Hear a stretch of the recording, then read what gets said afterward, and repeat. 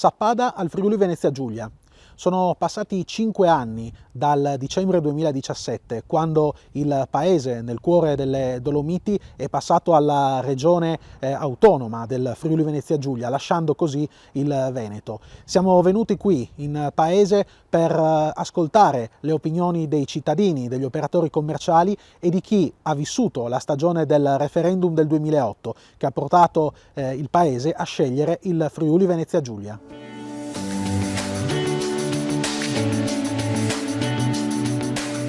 A mio giudizio il passaggio in Friuli è stata, e questo sono molto contento, però è il mio parere, è stata la salvezza di Sappada come comunità linguistica minoritaria che si trova in una regione più piccolina, quindi più attenta anche alle esigenze delle minoranze e in una regione che è anche più attenta alle esigenze di un piccolo paese come può essere Sappada, perché chiaramente il Veneto è una regione molto ben organizzata, ma è una regione molto grande, quindi dove ci sono realtà incredibili sia dal punto di vista turistico che dal punto di vista culturale, quindi era molto difficile per noi competere in una realtà come quella del Veneto. In Friuli possiamo dire che ci troviamo a casa, secondo me chiaramente ci troviamo a casa, ci troviamo in un luogo dove abbiamo la nostra capacità di interloquire con la regione, con tutte le istituzioni e con i nostri vicini, sia del Comelico sia del Comelico che anche della Carnia.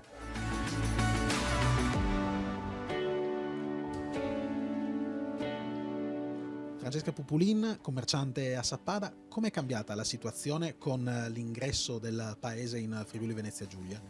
Ma diciamo che qualche aiutino sta arrivando e più che altro c'è la voglia di sognare, di voler realizzare qualcosa in più rispetto a prima dove non avevamo grandi sostegni.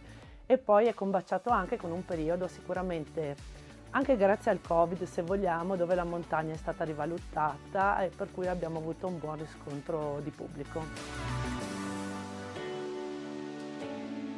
Francesco Offer da 30 anni sulle piste di Sappada, com'è cambiata la situazione in questi anni per le vostre attività e in particolare com'è cambiata negli ultimi anni, da quando cioè Sappada è entrata a far parte del Friuli?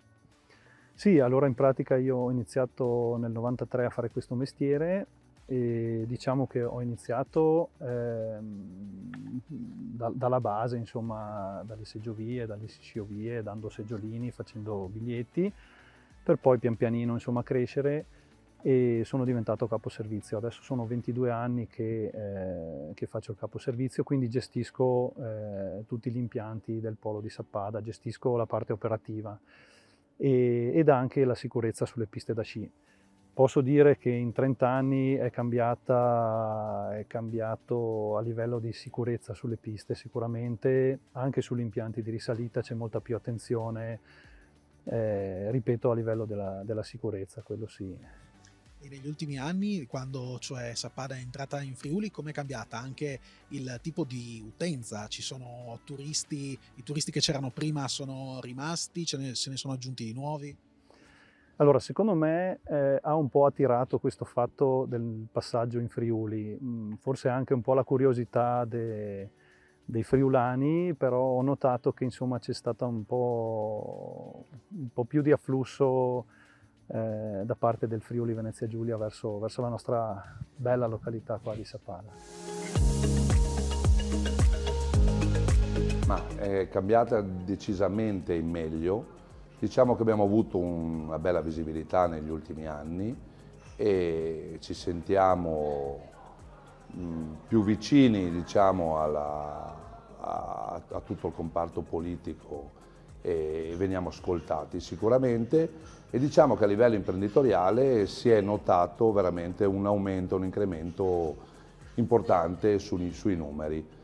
E mentre anche prima si lavorava e c'era un bel giro, ultimamente veramente c'è una presenza massiccia, soprattutto di friulani che vengono a trovarci nei weekend, durante la settimana, e li sentiamo molto più vicini. Quindi diciamo che dal punto di vista dei numeri, almeno per quanto mi riguarda, notiamo un bel cambiamento in positivo sicuramente.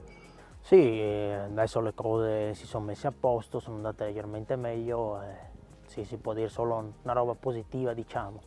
Come mai avevate dubbi all'epoca?